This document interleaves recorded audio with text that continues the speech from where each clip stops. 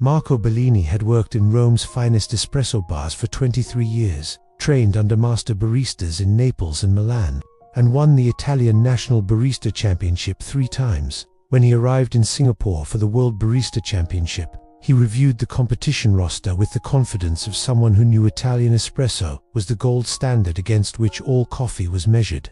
He paused when he saw a Filipino competitor listed, Carlos Reyes from Batangas, Philippines, representing Barako Heritage Coffee. During the competitors' meeting, Marco overheard Carlos discussing his coffee beans with another competitor. "I'm using Barako Liberica from my family's farm in Batangas. It's a traditional Philippine coffee, very bold, earthy flavor profile." Marco couldn't help interjecting, "Liberica, that's a inferior species. Serious coffee is arabica, maybe some robusta blends. Liberica is what farmers drink because they can't afford quality beans. This is a world championship. You're competing with the finest arabica from Ethiopia, Colombia, specialty lots. Bringing Liberica is like bringing instant coffee to a wine tasting." Carlos smiled politely, accustomed to this dismissal. In Philippines, Barako has been grown for over 100 years. It has unique characteristics. Marco interrupted with the patronizing tone of an expert educating an amateur. "I understand cultural attachment to local products, but coffee excellence has objective standards.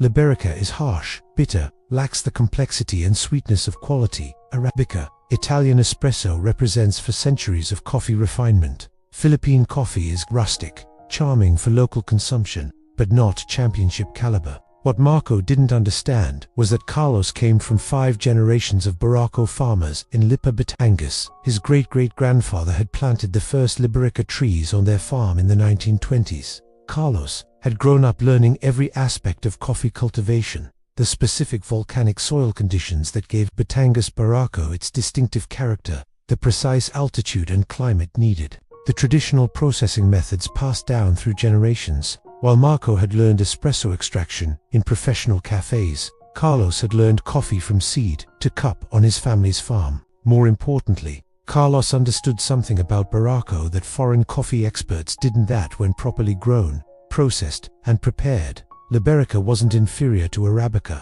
It was different. Barako had bold, earthy, almost chocolatey notes, with a full body that Arabica couldn't match. It had higher caffeine content and a flavor profile that was polarizing but distinctive.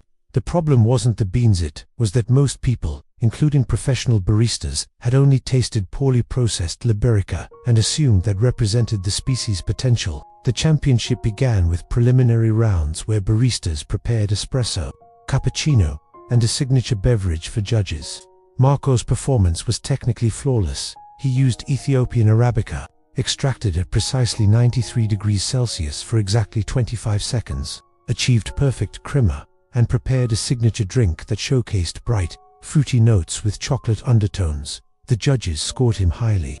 His execution was textbook perfect, demonstrating everything Italian espresso tradition represented. When Carlos's turn came, whispers went through the audience. "He's using Liberica," one judge murmured. "That's unusual." Carlos began his presentation calmly, explaining his coffee's origin. "This is Batangas Barako Liberica from my family's 5th-generation farm. Liberica is often dismissed as inferior, but that's because most people have only tasted commodity-grade Liberica grown poorly.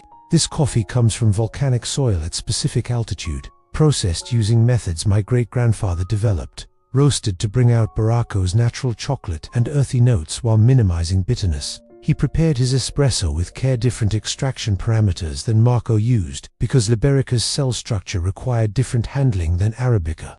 The shot poured darker, thicker, with a robust crema that looked almost too heavy.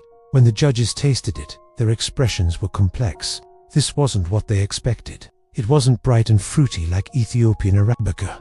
It was bold, earthy, with dark chocolate notes and a full body that coated the mouth. It was completely different from every other espresso they'd tasted that day. For his signature beverage, Carlos created something that made Marco actually laugh when he heard the description: a traditional Filipino capping Barako, preparation with muscovado sugar, and a technique Carlos called sock brewing that his grandmother had taught him. It looked primitive compared to Marco's sophisticated signature drink, with its precise layering and artistic presentation. But when the judges tasted it, they experienced something unexpected. The rough, bold Barako flavor, combined with the deep caramel notes of muscovado sugar, created a combination that was rustic but sophisticated, simple but complex. It tasted like heritage, like tradition, like someone had captured 100 years of coffee culture in a cup. The preliminary scores were posted. Marco was in first place with near-perfect technical scores. Carlos was in fourth place. Judges praised his coffee's uniqueness but noted it was unconventional and polarizing. Marco felt vindicated. Technical excellence had triumphed over novelty, as it should. But then came the finals, where the competition format changed. Instead of just technical execution, finalists had to present their coffee's complete story: origin, processing, cultural significance, and how their preparation honored the coffee's character. And they had to prepare for a blind taste test, where judges evaluated flavor without knowing which barista prepared which cup. Marco's final presentation was polished and professional. He discussed Ethiopian coffee origins, the terroir, the washing process, the Italian espresso tradition he was honoring. His preparation was again technically flawless. Then Carlos presented. He didn't just talk about coffee, he told a story that made the audience lean forward. In 1889, coffee leaf rust destroyed most of the Philippines' arabica coffee. My great-great-grandfather's arabica farm in Batangas was devastated. But Liberica, which had been considered inferior, was resistant to the rust. He replanted with Liberica, and my family has been growing Barako ever since. He continued, for over 100 years, Batangas Barako kept Philippine coffee culture alive when arabica couldn't survive, but it was always dismissed, too bold, too earthy, too different from what European coffee experts said coffee should taste like. My family almost gave up farming because foreign buyers only wanted arabica. Then I started asking, what if Barako isn't inferior? What if it's just different? What if we've been measuring it against the wrong standard? He prepared his espresso with visible passion, explaining each step. I extract Barako differently than arabica because it has different cell structure, different oil content, different flavor compounds. Italian espresso technique is perfect for arabica, but forcing Barako into Italian techniques is like forcing a square peg into a round hole. I had to learn how Barako wants to be prepared, not how tradition says coffee should be prepared. The blind tasting began. Judges evaluated 6 cups without knowing which barista prepared them. They scored based purely on flavor, balance, complexity, and how well the preparation honored the coffee's characteristics. Marco watched confidently. His technical skills were superior. His arabica was specialty grade. His extraction was perfect. When the scores were tallied, the room fell silent. In 6th place, the Brazilian competitor. 5th place, the Australian. 4th, the Japanese barista. 3rd, Marco Bellini. And in 1st place, Carlos Reyes. Marco stood in shock. There must be an error.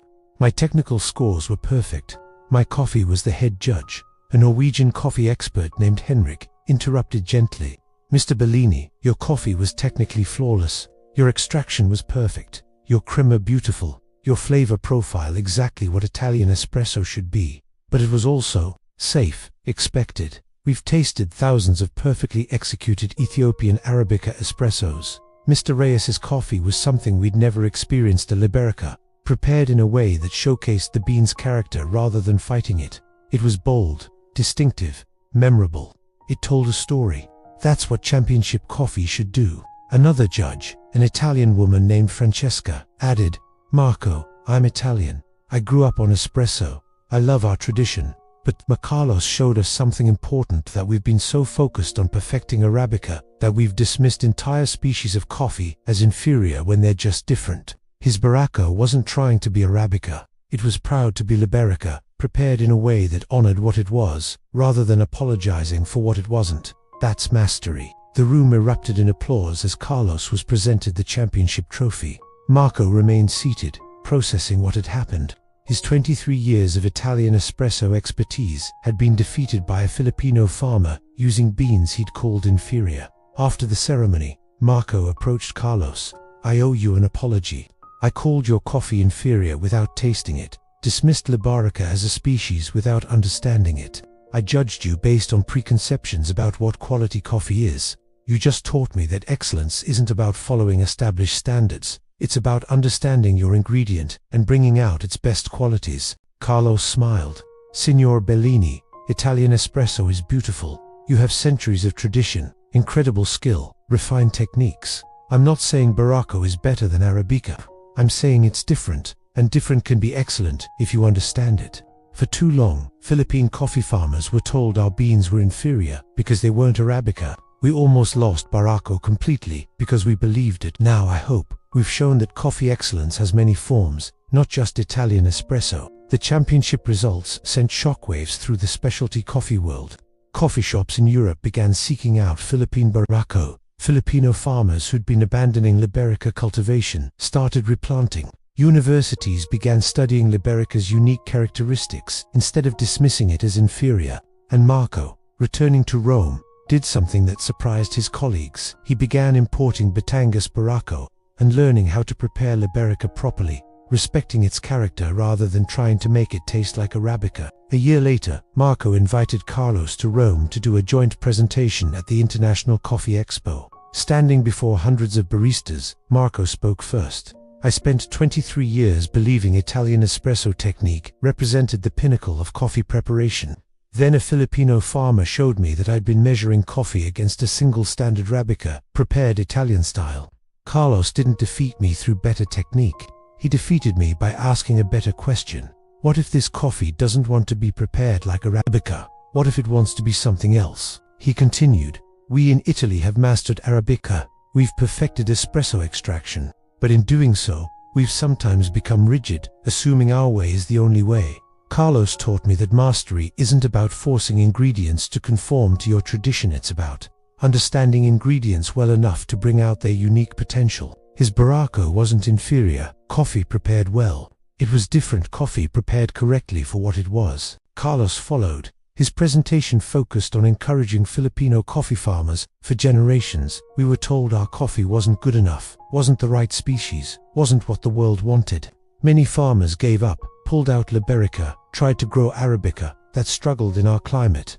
But Barako is perfectly adapted to Philippine conditions. It's resistant to diseases that kill arabica. It thrives in our volcanic soil. It has flavors arabica can't produce. The problem wasn't our coffee, it was that we were measuring it against someone else's standards instead of understanding its own value. Today, Batangas Barako is experiencing a renaissance. Carlos's family farm can't keep up with international orders. Philippine coffee is no longer dismissed as inferior, but recognized as distinct and valuable. Marco and Carlos co-founded a coffee education program that teaches baristas to prepare different coffee species according to their individual characteristics, rather than forcing everything through Italian espresso techniques. And in Marco's Rome Cafe, there's a permanent menu item, Barako Liberica, the Philippine coffee I once called inferior and now serve with pride, because it taught me that excellence in coffee, like excellence in life, comes in many forms. You just have to be humble enough to recognize it when it doesn't match your expectations.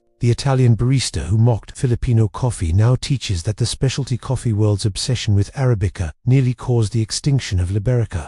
Not because Liberica was inferior, but because the industry measured all coffee against a single standard. And a farmer from Batangas who was told his family's 5-generation coffee tradition wasn't championship caliber, now has a World Barista Championship trophy, proving that sometimes the most sophisticated flavors come not from following established excellence, but from understanding and honoring what makes something different, distinctive, and authentically itself.